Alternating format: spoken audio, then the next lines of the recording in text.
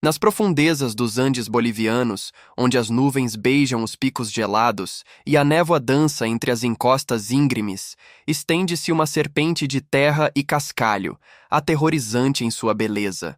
A Estrada da Morte, ou Yungas Road. Uma via estreita, sem grades de proteção, esculpida na rocha, que se precipita por centenas de metros em abismos verdejantes. É um cenário de tirar o fôlego, um testamento da grandiosidade da natureza e, ao mesmo tempo, um lembrete cruel da fragilidade da vida humana. Anualmente, dezenas de almas se perdem em suas curvas traiçoeiras, transformando a paisagem idílica em um cemitério para veículos e sonhos desfeitos. No entanto, para muitos, como Lucas, essa estrada não era apenas um caminho, mas uma promessa, a única rota para um futuro melhor. Lucas, um jovem com o coração transbordando de idealismo e a alma cheia de esperança, via na Estrada da Morte não o perigo iminente, mas a oportunidade de sustentar sua pequena família. Seus olhos, sempre brilhantes, miravam um horizonte de prosperidade para sua amada Sofia e a pequena Ana, a filha de ambos, que com seus cabelos cacheados e risada contagiante era a luz de suas vidas. Sofia, sua esposa, compartilhava dos mesmos sonhos, mas sua intuição feminina sussurrava medos e pressentimentos cada vez que Lucas se preparava para mais uma viagem. Ela via a estrada como uma devoradora de almas, um monstro adormecido à espera de sua próxima vítima. No início, Lucas teve sucesso. Suas primeiras viagens, carregando mercadorias essenciais para as vilas isoladas, foram proveitosas. A cada retorno, a confiança crescia em seu peito, abafando as preocupações de Sofia. Pequenos incidentes, quase acidentes, como um pneu derrapando perigosamente à beira do abismo ou uma pedra que se soltava da encosta, eram rapidamente esquecidos em meio à euforia do lucro. Mas Sofia não podia esquecê-los. As noites dela eram povoadas por pesadelos vívidos, onde a caminhonete de Lucas despencava no vazio, e os gritos dele ecoavam no vale. Sua preocupação, antes um sussurro, tornava-se um clamor mudo. Então, surgiu a oportunidade. Uma carga maior, um lucro que poderia mudar a vida da família para sempre, mas que exigia uma viagem mais arriscada, em condições menos favoráveis. Lucas, seduzido pela promessa de uma vida sem preocupações financeiras, não hesitou. Sofia, com os olhos marejados, implorou para ele não ir. "Lucas, por favor, não vá! Meu coração está apertado, sinto que algo ruim vai acontecer", dizia ela, as mãos segurando as dele com desespero. Mas a pressão de prover, de dar a Ana tudo o que ele nunca teve, era um fardo pesado demais para Lucas ignorar. Ele beijou a testa de Sofia, prometeu voltar logo e partiu, deixando para trás um rastro de preocupação e um pressentimento sombrio. O dia da partida amanheceu cinzento, com uma névoa que parecia se recusar a levantar. A despedida foi rápida, um abraço apertado, um beijo demorado em Ana, que acenava com a mãozinha. "Volte para nós, meu amor", sussurrou Sofia, com um nó na garganta, enquanto a caminhonete de Lucas desaparecia na curva da estrada. Lucas, por sua vez, sentia uma estranha mistura de esperança e um arrepio na espinha. Era como se a própria montanha estivesse observando, esperando. Poucas horas depois, o céu desabou. Uma tempestade súbita e violenta varreu a região, transformando a já perigosa estrada em um inferno lamacento. A visibilidade caiu a zero. As condições pioravam a cada minuto. Lucas lutava contra os elementos. As mãos firmes no volante, o coração batendo forte no peito. De repente, um som terrível ecoou pelas montanhas. Um deslizamento de terra próximo demais. Ele tentou manobrar, desviar, mas o veículo escorregou. Um solavanco violento, um grito abafado, e o som de metal retorcendo-se preencheu o ar, anunciando o início do desastre. Antes de continuarmos, inscreva-se no canal e diga-nos nos comentários de onde você está assistindo. O mundo de Lucas desabou, literalmente. O rugido do motor foi substituído pelo guincho agonizante do metal se retorcendo, o som ensurdecedor da terra e das pedras caindo. Seu corpo foi arremessado contra o volante, uma dor lancinante explodindo em sua cabeça. Por um instante, a escuridão o engoliu, um vazio frio e sem fim. Quando a consciência retornou, era uma névoa densa, pontilhada por flashes de dor. Preso nos destroços retorcidos de sua caminhonete, ele sentia o frio úmido da noite e o cheiro ferroso do próprio sangue. O abismo, antes apenas uma ameaça distante, agora era seu leito.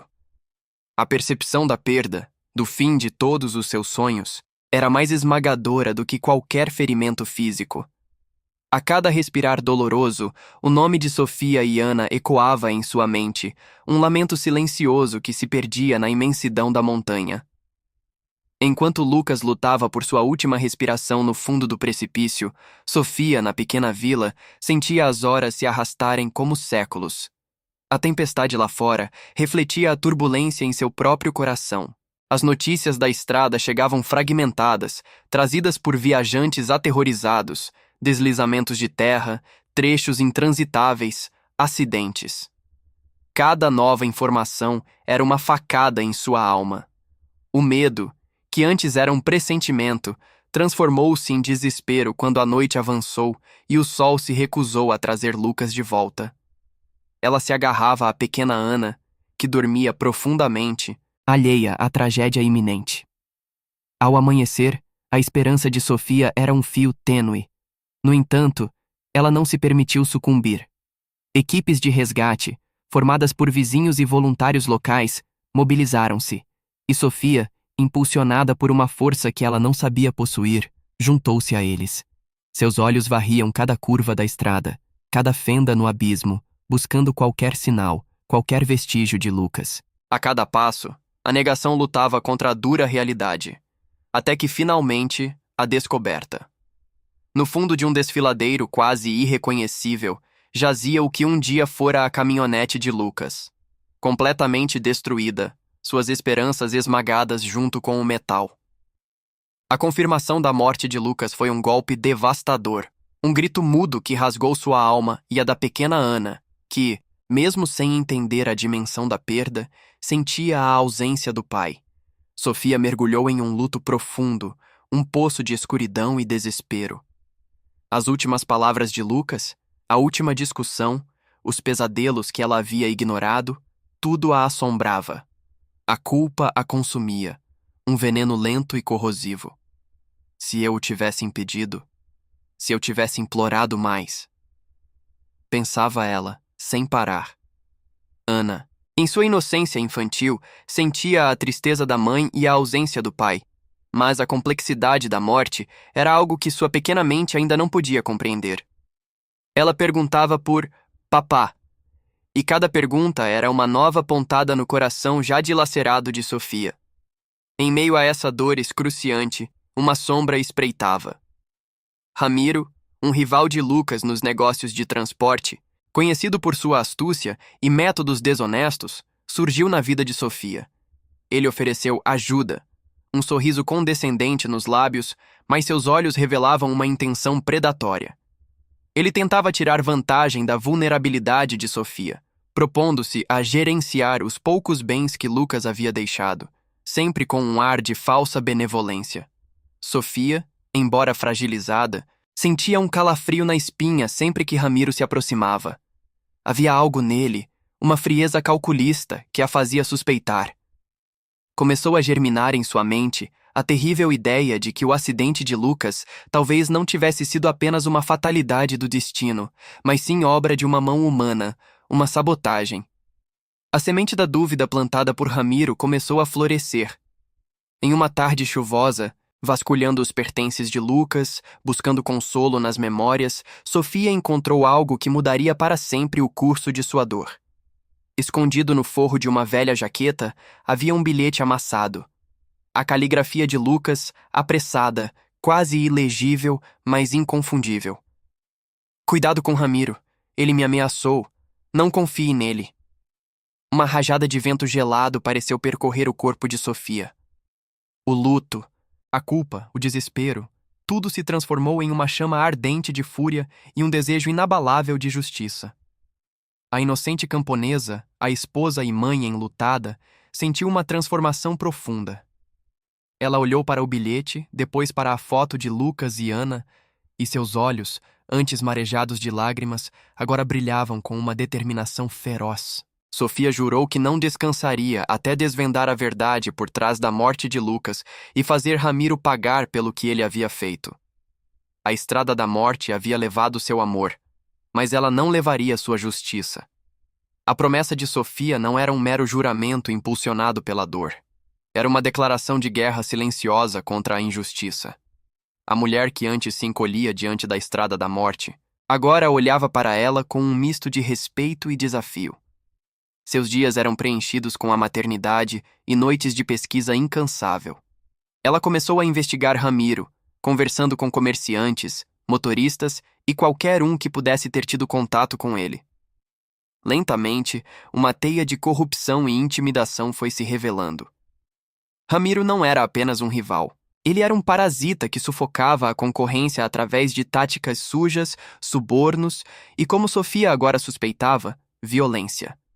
A luta interna era constante, o desejo de vingança ardia, mas a necessidade de proteger Ana, de oferecer-lhe um futuro, era um freio poderoso. Ela não podia se deixar consumir pela escuridão. A sorte, ou talvez o destino, sorriu para Sofia na forma de um aliado inesperado. Um ex-funcionário de Ramiro, um homem chamado Miguel, carregava o peso da culpa por ter testemunhado as maquinações de seu antigo chefe. Ele havia visto Lucas ser ameaçado, ouvido Ramiro gabar-se de dar um jeito em quem atrapalhasse seus planos.